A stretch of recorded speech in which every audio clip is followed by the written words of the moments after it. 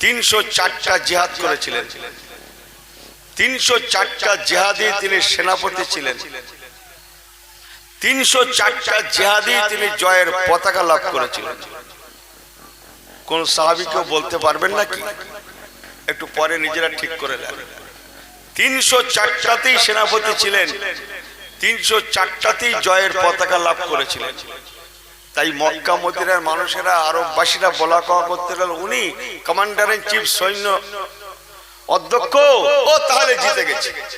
মানুষ যেন আল্লাহ থেকে দূরে সরে গেছে। এই হার জিতের মালিক কে ভাই? কথা বলেন, হার জিতের মালিক কে? আল্লাহ নয়? লোকের ধারণা চলে এলো তার নাম হচ্ছে হযরত খালিদ বিন ওয়ালিদ রাদিয়াল্লাহু তাআলা। বলবেন না সুবহানাল্লাহ? যান করে আসেন, করে আসে। সারা রাত ধরে শুনবেন। আপনাদের মা বাপের দোয়া নিয়ে বলছি, অহংকার করে বলছিনি, যে আপনাদের মা বাপের দোয়া নিয়ে বলছি। আলেমরা দাঁড়িয়ে দাঁড়িয়ে আমার কথা শোনে। বহু কিতাব খুলতে হবে, তারপর দুটো কথা পাওয়া যাবে। জি, কালকে ঠিক করে নেবেন। এখানে সব জীবনী ইউসুফ জুলেখা আমি খুব ভালো বলতে পারি, বলো, খুব ভালো বলতে পারি। হ্যাঁ, যা বলছিলাম বলি। মানুষের মনে একটা ধারণা চলে এলো খালিদ বিন ওয়ালিদ সেনাপতি মিস জিতে যাবে। হযরত ওমর ফারুক তাকওয়ায় চলে গেলেন। ফতোয়া তাকওয়া দুটো লাইন আছে জানেন? এই হ্যাঁ হো করেন। একটা রুটের নাম কি বললাম? কথা বলেন, ফতোয়া। আর একটা রুটের নাম তাকওয়া। কোরআন কিসের জন্য নাজিল হয়েছে জানেন? ফতোয়া না তাকওয়া? বাবাজি, মার খেয়ে গেলাম 250 কোটি মুসলমান পৃথিবীতে বর্তমান, এমনি মার খায়নি। লাখো মোমেন হো মगर ईमान में कामिल नहीं। সব গল্প রেখে দেন। আল্লাহ পাক ওয়াদা করেছেন, ইন্না আকরামাকুম, আয়াত লিখে নেন, ইন্না আকরামাকুম ইনদাল্লাহি আতকাকুম। আল্লাহ কোরআন পাকে ফরমাচ্ছেন, ইন্না আকরামাকুম, নিশ্চয়ই সেই ব্যক্তি সম্মানীয়, ইনদাল্লাহি, আমি আল্লাহ আমার দরবারে, আতকাকুম, যার মধ্যে যত তাকওয়া বেশি, পরহেজগারিতা বেশি, পরহেজগারিতা বেশি, তাকওয়া বেশি, সেই বান্দা বান্দিটা আমার কাছে বড় সম্মানীয়। মুসলমান ও আমার প্যারা ভাইরা, সরবেড়ি এলাকার ভাইরা, আল্লাহর কোরআন খুলে দেখেন। আল্লাহ একটা বারের জন্যও ফতোয়ার কথা বলেননি। যখনই বলেছেন তখনই তাকওয়ার কথা বলেছেন। গল্প, অধিকাংশ লোক ফতোয়ার লোক, তাকওয়ার লোক হালকা লোক, হাতে গোনা লোক। তাকওয়া বোঝেন? এই তাকওয়া বোঝেন? হ্যাঁ, দেশি বাংলায় বলবো, দেশ বুড়ে গেছে। এখানে না, পানি লেগে গেছে সব এলাকার পুকুর পুষ্করণী মনে করুন সব বুড়ে গেছে। এনার বাড়ির উঠোন দিয়ে পানি যাচ্ছে, হাঁটু পর্যন্ত পানি লেগে গেছে। এমন অনেক লোক আছে যার পুকুর টুকুর নেই, কিন্তু দুগাছটা জাল আছে। কি আছে? দুগাছ, দুগাছি জাল আছে। ও জাল কোথায় ফেলে তা কি জানি, যেখানে ফেলে ফেলুক, আমার দেখার দরকার নেই। ও জাল ফেলার কথা বলতে দাওয়াত শেষ করে দেবে। হ্যাঁ, কথা বলছেন না? বাড়ির উঠোন দিয়ে বড় বড় মাছ ভেসে যাচ্ছে, বড় বড়, এমন ভাবে যাচ্ছে একটু মোটামুটি কায়দা করলেই ধরা যায়। এখন ও মাছ খাওয়া যাবে? এই ও মাছ খাওয়া যাবে? মাথা নিচু করে মাথা নাড়ছে, উঁচু করে বলার ক্ষমতা নেই। ও মাছ খাওয়া যাবে? সস্তা। শুধু বলছে আমার দোয়া কেন কবুল হয় না? হ্যাঁ, খাওয়া যাবে, খাওয়া যাবে। আপনি কারোর পুকুরে ফেলেননি, কেউ এসে বলতে পারে না যে মাছটা আমার, যেহেতু সকলের পুকুর ভেসে গেছে। ঠিক আছে, এটা হচ্ছে ফতোয়া। ফতোয়া না থাকলে চলা যেত না। কিন্তু আল্লাহ পাক ফতোয়ার কথা বললেন না, আল্লাহ তাকওয়ার কথা বললেন, ওরে মুসলমানেরা, আমার সঙ্গে সম্মানের কম বেশি হচ্ছে তাকওয়ার জীবন। তাকওয়া মানে ওই মাছটা খাওয়া তো দূরে থাক, ধরা তো দূরে থাক, ওই মাছের দিকে ফেরবার নাই, একেই বলা হয় তাকওয়া। জোহরের নামাজ করা কাজ, বলেন বলেন, 12 না? আসরে 4, তাই না? কি সুন্দর বলছে 4। চুপ করে শোনেন, আমি একটু অন্যরকম হুজুর, দোয়া করেন। অত সস্তা? জোহরের নামাজ 12 রাকাত, এই নামাজটা হচ্ছে ফতোয়া। আসরের নামাজ 4 রাকাত ফরজ আছে, ওটাকে বলা হয় ফতোয়া, লেকিন 8 রাকাত পড়াটাকে বলা হয় ইলমে তাকওয়া। গল্প, শরীয়তের গল্প। जो আসরে 4 রাকাত নামাজ ফরজ, 4 রাকাতকে বলা হয় ফতোয়া, 8 রাকাত পড়াকে বলা হয় তাকওয়া। এশার 17 রাকাত নামাজের 13 রাকাত পড়াকে বলা হয় ফতোয়া, 17 রাকাত পড়াকে বলা হয় তাকওয়া। 5 ওয়াক্ত নামাজকে আদায় দেওয়া, এটাকে বলা হয় ফতোয়া। ইশরাকের নামাজ, চাশতের নামাজ, আওয়াবিন নামাজ, তাহাজ্জুদের নামাজ, এই নামাজগুলো সুন্নত হতে পারে, কিন্তু আদায় দেওয়াকে বলা হয় তাকওয়া। 5 ওয়াক্ত নামাজ ফতোয়া, ফতোয়া মানে না পড়লে গুনাহ হবে, একেই বলা হয় ফতোয়া। লেকিন আল্লাহ পাক বললেন ফতোয়া নয় বরং তাকওয়া। ওরে বান্দা বান্দি, ওগুলো না পড়লে গুনাহ নেই, তাই বলে তোমরা কি পড়বে না? আমার সঙ্গে যদি বন্ধুত্ব সম্পর্ক করতে চাও, ওই নামাজগুলোকে তোমাদের পড়ারই লাগবে, তবে হতে পারবে বান্দা। ইয়া আইয়ুহাল্লাযীনা আমানু তাকুল্লাহ, তবে হতে পারবে বান্দা তোমরা আমি আল্লাহ পাক আমার তাকওয়া পরহেজগার বান্দা। গল্প, এশার নামাজ পড়েছেন তো? ফজরের নামাজ পড়া হবে তো ভাই? নিয়ত আছে না? এই ফজর নামাজের আগে ওযু করা হবে তো? না ওই অবস্থায় চালাবে? যে বিনা ওযুতে নামাজ পড়লে ঈমান চলে যাবে রে পাগলা, যে ওযু করে নামাজ পড়া হবে না? মনে করুন ওযু করেছেন, ফজরের নামাজ পড়েছেন, নামাজ পড়া শেষ হয়ে গিয়েছে, যেভাবেই হোক ওযুটা নষ্ট হয়ে গিয়েছে, আবার কখন ওযু করতে হবে ভাই? জোরে বলেন, জোরে না? এই জোরে না? কি সুন্দর জবাব দিচ্ছে না? এখানে ঠিক দাওয়াত করা ঠিক হয়নি। মুসলমান আমাকে ভুল বোঝেন না, ওযু করে নামাজ পড়াটাকে বলা হয় ফতোয়া। ওযু করেছেন, ফজর পড়েছেন, এটা ফতোয়া। ওযু করবেন, জোহর পড়বেন, এটা ফতোয়া। ওযু করবেন, আসর পড়বেন, এটা ফতোয়া। ওযু করবেন, মাগরিব পড়বেন, এটা ফতোয়া। ওযু করবেন, এশা পড়বেন, এটা ফতোয়া। কিন্তু আমি আমার আলোচ্য বিষয় হুদাল্লিল মুত্তাকিন। বিসমিল্লাহির রহমানির রহিম, আলিফ লাম মিম, যালিকাল কিতাবু লা রাইবা ফিহি। এটা আমার সঙ্গে বলেন, লা রাইবা ফিহি। তারপর বলেন বলেন বলেন।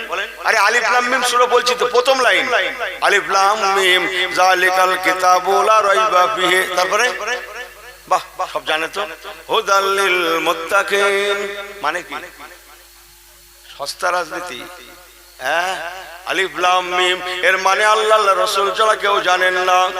যালিকাল কিতাবু লা রাইবা ফিহি এর মানে কি? এখনো কোনো আইন চালু হয়নি, আল্লাহ ইসলাম দিচ্ছেন কোরআনের, কোনো সন্দেহ নাই। এবার কোরআন পাক চালু হচ্ছে, হুদাল্লিল মুত্তাকিন, এটা আইন প্রথম শুরু। কি বললাম? হুদাল্লিল মুত্তাকিন, এটাই কোরআন পাকের প্রথম আয়াত। মানে কি? মানে কি? হুদাল্লিল মুত্তাকিন। আরে ভালো করে শুনে নেন, আল্লাহ ওয়াজ করছেন এ কোরআন মুত্তাকিও के लिए, পরহেজগারোं के लिए, তাকওয়া वालों के लिए হেদায়েত का কিতাব है। আমার কোরআন पे তোমরা ফতোয়াবাজি করতে যাবে না, বরং আমি আল্লাহ বলছি আমার কোরআন তোমাদের তাকওয়ার শিক্ষা দেয়। একদম প্রথম ওয়াজ। ইনি শুধু বুক বাজিয়ে বলছে আমি কোরআন মানি। কাঁচা মিথ্যে কথা বলি আমরা অনেকে, আমাকে ক্ষমা করুন, আমিও বলি ফেলি। কথা বোঝেন না মনে হয়? আল্লাহ প্রথম ওয়াজ করলেন আমার কোরআন পেয়ে তোমরা তাকওয়ালা জীবন গঠন করো, ফতোয়া নয়। কথা বোঝেন না মনে হয়? আল্লাহর কসম আমার রাসূলুল্লাহ টোটাল জীবনটা ছিল তাকওয়ায় গঠন করা। যে তামাম সাহাবায়ে কেরামগণেরা ছিলেন সব তাকওয়ার মানুষ, ফতোয়ার সাথে সাথে তাকওয়ার মানুষ। ইমামে আজম আবু হানিফা রাহমাতুল্লাহ আলাইহি উনিও ছিলেন ফতোয়ার সাথে সাথে তাকওয়ার মানুষ। হযরত গাউসুল আজম বড় পীর সাহেব কেবলা জন্ম থেকে মৃত্যু পর্যন্ত তাকওয়ার জীবন। খাজা গরিবে নেওয়াজ জন্ম থেকে মৃত্যু পর্যন্ত তাকওয়ার জীবন। মুজাদ্দিদুজ্জামান দাদা হুজুর কেবলা জন্ম থেকে মৃত্যু পর্যন্ত তাকওয়ার জীবন। পাঁচ হুজুর কেবলা, বৈশাখ হুজুর কেবলা, ক্যানিং পীর সাহেব কেবলা, ভুটিয়ারি পীর সাহেব কেবলা, হাড়োয়া হুজুর কেবলা সব ছিলেন ইলমে তাকওয়া, হুদাল্লিল মুত্তাকিন। এই কাফেরার মানুষ। আমার কথাগুলো লিয়ে রাখেন, যে আমার কথাগুলো লিয়ে রাখেন, ভালো লাগবে। যে কি বলছিল? তাকওয়া। তাহলে ফজরের নামাজ পড়েছেন, ওযু করেছেন, নামাজ পড়েছেন, ফতোয়া। ওযু শেষ আবার ওযু করবেন, জোহর পড়বেন, ফতোয়া। কিন্তু আমার প্রসঙ্গ তাকওয়া। ও আমার আল্লাহওয়ালা বাবাজিরা, ফজর পড়া হয়ে গিয়েছে, জোহর এখনো বাকি আছে। তাই বলে কি মরণের বাকি আছে কে বলতে পারে? খাটছে কথাটা। কুল্লু নাফসিন যায়কাতুল মাউত, মওতের বাকি আছে কে জানে। হায় হায়, আমি মুসলমানের ছেলে, মুসলমানের মেয়ে, আমার নামাজ নেই বলে কি আমি ওযুওয়ালাতে থাকবো না? ওযু শেষ সঙ্গে সঙ্গে আমি ওযু অবস্থায় ওযু করে নিতে চাই। আমি হতে পারি রুটিওয়ালা, রিকশাওয়ালা, ঠেলাওয়ালা, বড়ওয়ালা। আমি মাঠের কাজ করতে পারি, ফিশারি কাজ করতে পারি, কিন্তু আমি মুসলমানের ছেলে, মুসলমানের মেয়ে। ওযু হালাতে থাকতে অসুবিধা কোথায়? ওযু করে নামাজ পড়াকে বলা হয় ফতোয়া, আর ওযু অবস্থায় থাকাটাকে বলা হয় ইলমে তাকওয়া। আমি বোঝাতে পেরেছি? আর না, ও প্রসঙ্গে আজ যাব না। আপনারা হয়তো কষ্ট পাচ্ছেন, কষ্ট লিখছেন। একবার দরুদ শরীফ আল্লাহুম্মা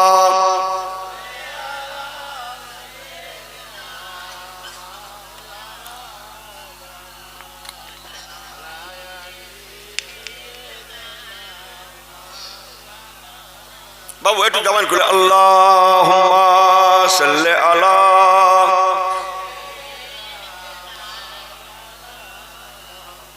ওয়া আলা আলি।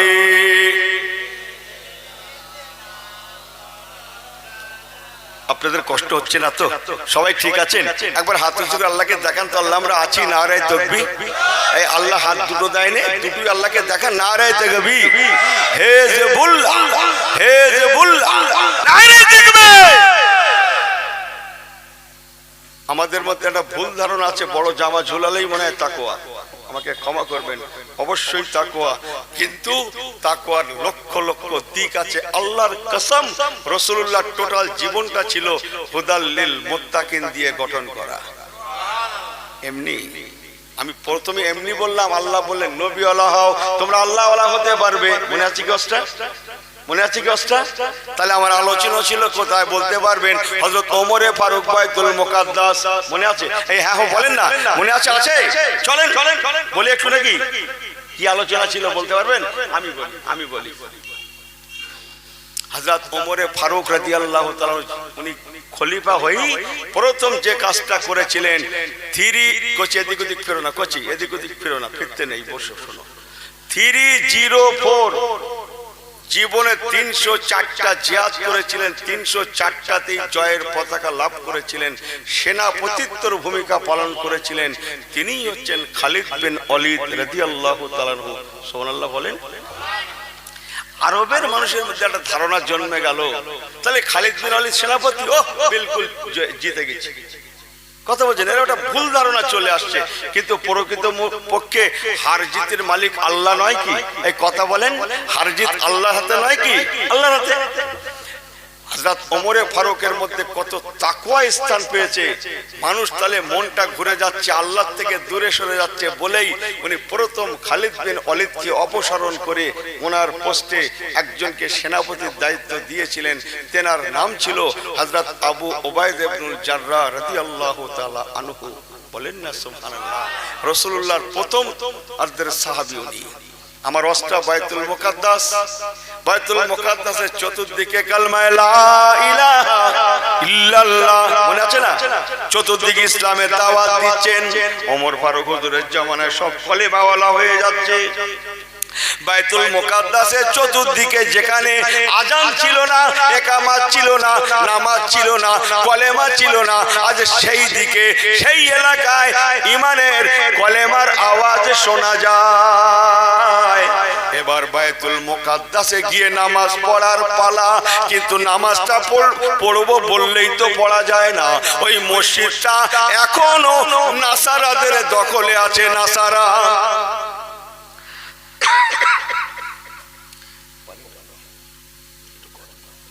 নাসারাদের দখলে আছে। কমান্ডার ইন চিফ, অনেক কথা ছিল, আমি সংক্ষেপ করছি, গেলেন।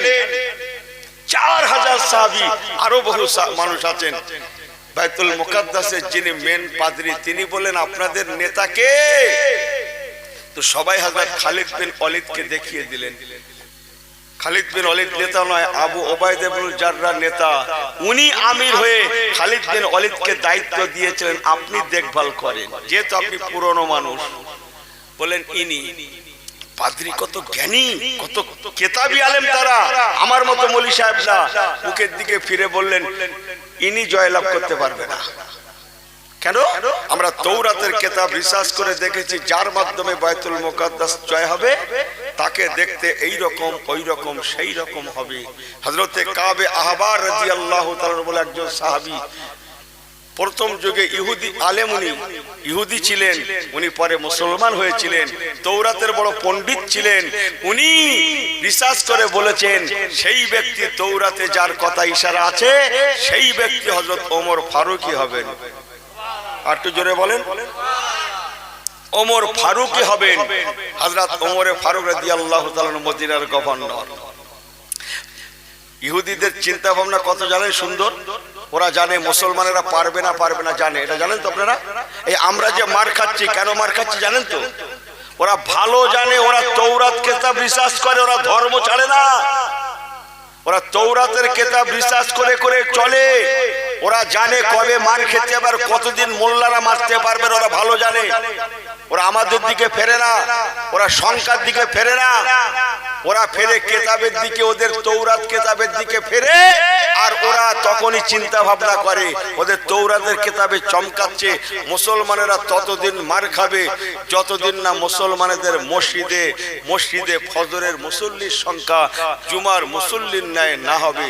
যেদিন মুসলমানদের মসজিদে ফজরের নামাজের মুসল্লির সংখ্যা জুমার মুসল্লির ন্যায় হয়ে যাবে, সেই দিন ইহুদিরা জানে আবি এখন থেকে দিন ইসলামের দিন, কলেমার দিন, কোরআনের দিন, আর ওদের সঙ্গে পারা যাবে না, অতএব গো ব্যাক। ওরা আমাদের মারে না, ওরা ভোরে ভোরে এসে জানলা দিয়ে দেখে এই মুসল্লি কত আছে দেখতো ফজরের সময়।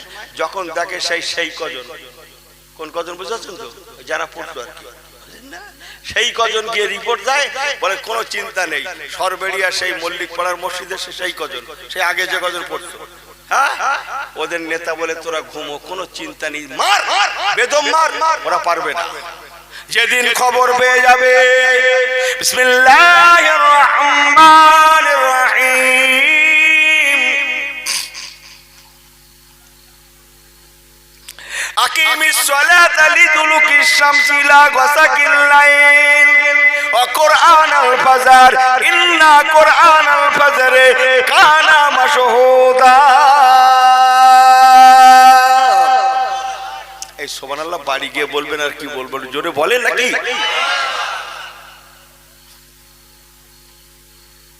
মুসলিমদের মসজিদে ফজরের মুসল্লির সংখ্যা যেদিন জুমার মুসল্লির ন্যায় হয়ে যাবে, ওরা বিলক্ষণ জানে সেই দিন থেকে আর পারা যাবে না, এখন ইসলামের দিন শুরু হয়ে গিয়েছে। অতএব যতদিন না মসজিদে ফজরে মুসল্লির সংখ্যা জুম্মার ন্যায় মনে না হচ্ছে, ততদিন যত পারো, আমার ওয়াজ বোঝেন নাকি আপনারা, যত পারো বেদম মারো, আওরো মারো। আর যখনই দেখবেন ভিড় হয়ে গেয়া ফাজার মে গো ব্যাক। এই কথা বোঝেন না, আমার কথা বোঝেন আপনারা? যে তাহলে মসজিদে যাওয়ার দরকার আছে না নাই? হ্যাঁ পারেন না কেন? আসার দরকার আছে না নাই? নামাজি হওয়ার দরকার আছে না নাই? চলেন যে কথা বলছিলাম বাইতুল মুকাদ্দাস ভালো করে খেয়াল করে শুনুন।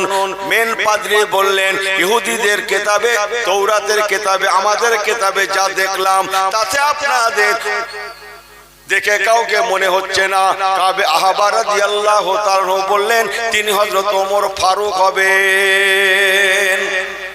হযরত আবু ওবায়দা ইবনুল জাররাহ বললেন হ্যাঁ উনি হচ্ছেন আমাদের মদিনার গভর্নর, ওনার নাম ওমরে ফারুক। মেন পাদ্রী বললেন চলে যান, বাইতুল মুকাদ্দাসের চাবি আপনারা পাবেন না, এখানে আপনাদের নামাজ পড়তে দেওয়া হবে না। যদি আপনাদের নেতা হযরত ওমরে ফারুক আসেন তাহলেই আমরা ছাড়তে রাজি আছি।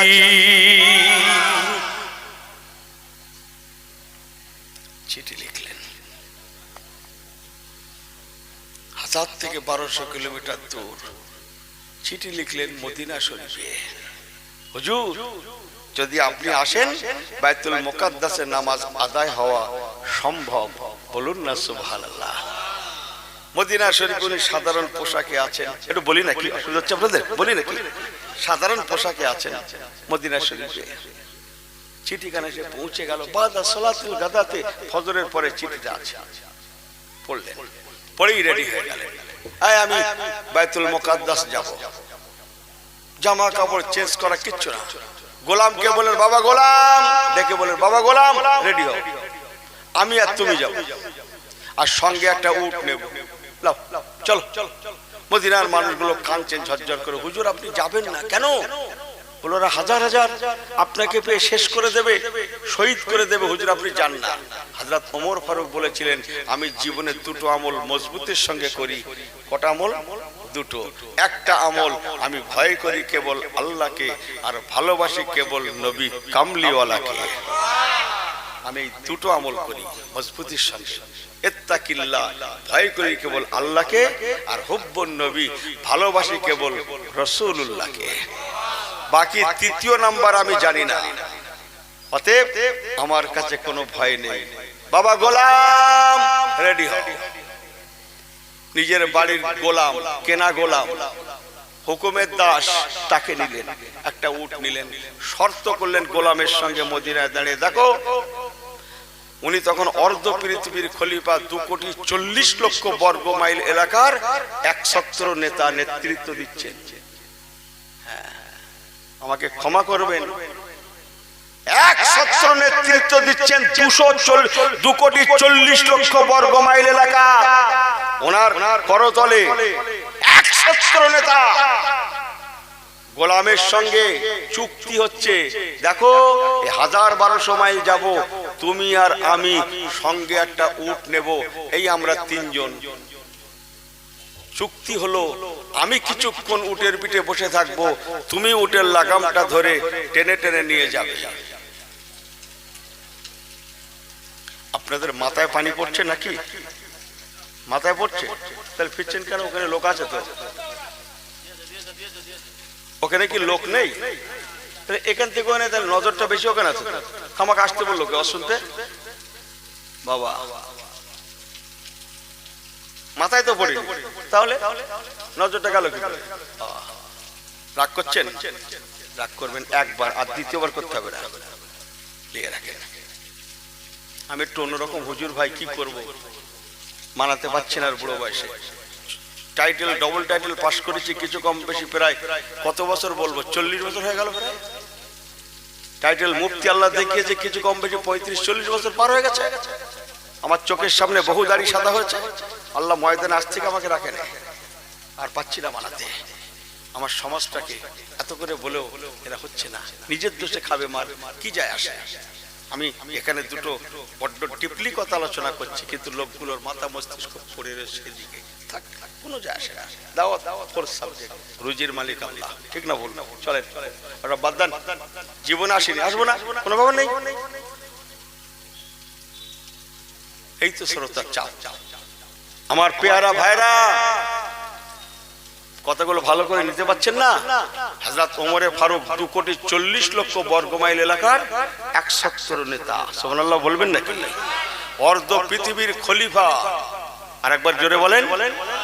হযরত ওমর সঙ্গে নিলেন গোলামকে, চুক্তি করছে, গোলাম এই 1000 থেকে 1200 কিলোমিটার রাস্তা আমরা যাব, কিছুক্ষণ আমি উটের পিঠে চড়ে বসবো, তুমি আমার উটের লাগাম ধরে টেনে টেনে নিয়ে যাবে, কিছু দূর যাওয়ার পরে আমি উটের পিঠ থেকে নেমে যাব, তারপরে তুমি উটের পিঠে বসবে, আমি অর্ধ বিশ্বের খলিফা হয়ে তোমার উটের লাগামটা আমি নিজে টেনে টেনে নিয়ে যাব, কিছু দূর আমি টানবো, তারপরে তুমিও হাঁটবে আমিও হাঁটবো। উট এ তো একটা জীব, এ তো একটা জন্তু, এর তো জীবন আছে, এ কিছুক্ষণ খালি খালি যাবে, আবার তুমি উঠবে আমার উটের লাগাম ধরে তুমি টেনে টেনে নিয়ে যাবে, কিছু দূর যাওয়ার পরে আমি নেমে যাব, আবার তুমি উঠবে, আমি তোমার উটের লাগাম ধরে টেনে টেনে নিয়ে যাব, আবার কিছু দূর যাওয়ার পরে তুমিও নেমে যাবে, উট খানিকটা খালি যাবে, সে একটু জানে স্বস্তি পাবে। ইনসাফ দেখেন।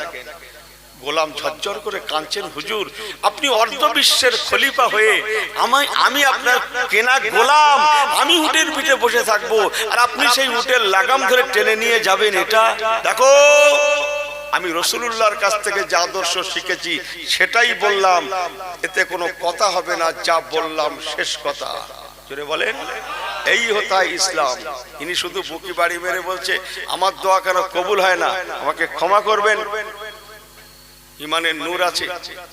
যে মুসলমান ভালো করে শুনেলেন, 1000 থেকে 1200 মাইল রাস্তা, হযরত ওমরে ফারুক ওনার কেনা গোলাম সঙ্গে একটা চতুষ্পদ জন্তু এই শর্তে রাজি হলেন। প্রথম কিছুক্ষণ হযরত ওমরে ফারুক উটের পিঠে চড়ে আছেন, ওনার গোলাম হুজুরের উটটা টেনে টেনে টেনে টেনে নিয়ে যায়। বেশ কিছু দূর যাওয়ার পরে গোলামকে বলে, বাবা গোলাম দাঁড়িয়ে যাও, এবার তুমি উটের পিঠে বসো, চলো, আমি ওমরে ফারুক তোমার উটের লাগামটা ধরে টেনে টেনে নিয়ে যেতে চাই। আদর্শ বইতে লেখা, বুঝছেন? অজ বুঝছেন? আবার কিছু দূর গেলেন, বাবা গোলাম নেমে এসো, উট একটা চতুষ্পদ জন্তু, জানে একটা কষ্ট আছে, ওকে কিছুক্ষণ খালি খালি একা একা হেঁটে যেতে দাও। জোরে বলেন, জোরে বলেন। সংক্ষেপ করছি, 1000 থেকে 1200 কিলোমিটার মাইল রাস্তা পেরিয়ে বাইতুল মুকাদ্দাসের একটা গেট আছে, গেট জেরুজালেমের একটা গেট আছে। আপনারা অনেকে আজমির শরীফ বেড়াতে গেছেন, দিল্লি গেছেন, দিল্লি গেট আছে না, জেরুজালেমের গেট পার হয়ে গিয়েছেন। আল্লাহ বলে একজন আছে না নাই? এই হ্যাঁ হো করেন না কেন? আল্লাহ বলে একজন আছে না? হ্যাঁ। মুসলমান আমাকে বলবো যে না।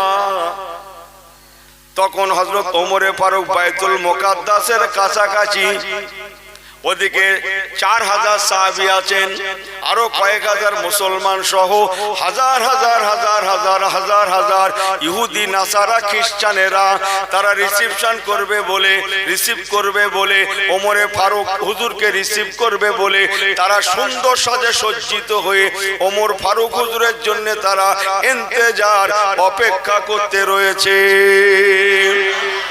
গণ্যমান্য মানুষেরা, দামি মানুষেরা, মূল্যবান মানুষেরা, শিক্ষিত সামাজিক মানুষেরা সুন্দর সাজে সজ্জিত হয়ে তারা সব বিভিন্ন দেশ থেকে এক জায়গায় হয়ে বাইতুল মুকাদ্দাসে এসেছেন ওমর ফারুক হুজুরকে রিসিভ করবেন বলে। শুনছেন তো? হযরত ওমর ফারুক হুজুরকে ওনারা কেউ কোনোদিন দেখেননি, এই জীবনে প্রথম দেখবেন। ওমরে ফারুক হুজুর সারা বিশ্বের মধ্যে অর্ধেকের যিনি গভর্নর, না জানি তার মধ্যে কত গুণের তিনি না জানি অধিকারী। একবার সেই মহামানবটাকে দেখবো বলে হাজার হাজার ইহুদি নাসারা খ্রিস্টানেরা তারা রিসিভ করবে বলে ইন্তেজার অপেক্ষা করতে রয়েছে। ঠিক সেই সময় ওমর ফারুক হুজুর রাদিয়াল্লাহু তাআলার পালা শুনেলেন। ওনার পালা তখন ওনার কি বলে খাদেম বাড়ির কাজের মানুষটা তখন পালা উটের পিঠে চড়া, আর হযরত ওমর ফারুকের পালা উটের লাগামটা ধরে টেনে টেনে নিয়ে যাওয়া। সম্মুখে হাজার হাজার মানুষ রিসিভ করবে বলে অপেক্ষা করছে ইহুদি নাসারারা। 4000 ইমানদারদের যিনি নেতা আবু ওবায়দা ইবনুল জাররাহ ছুটে ছুটে আসলেন ওমর ফারুক হুজুরকে কানে কানে বলছেন, হুজুর মাফ করে দেন, আপনাকে